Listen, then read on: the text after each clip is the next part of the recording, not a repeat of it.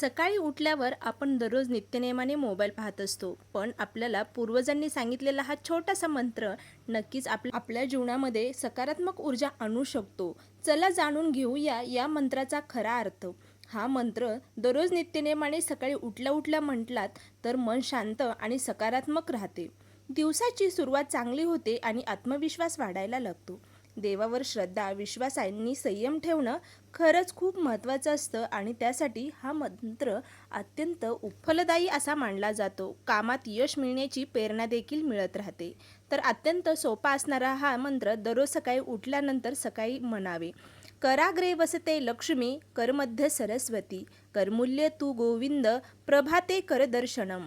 अतिशय पवित्र असणारा हा मंत्र श्लोक दररोज सकाळी दिवसाची सुरुवात होण्यापूर्वी जर आपण हा मंत्र म्हटलात किंवा श्लोक म्हटलात तर नक्कीच आपल्या कामामध्ये यश प्राप्ती आपल्याला होत राहते. या मंत्राचा अर्थ असा होतो, कराग्रे वसते लक्ष्मी. आपल्या हाताच्या बोटाच्या मध्यभागी माता लक्ष्मीचा वास असतो. याचा अर्थ आपल्या कर्मातून धन, यश आणि समृद्धी मिळत राहते. सकाळी उठल्यावर दोन्ही हात जोडावे आणि हा मंत्र नक्की म्हणावे. करमध्ये सरस्वती.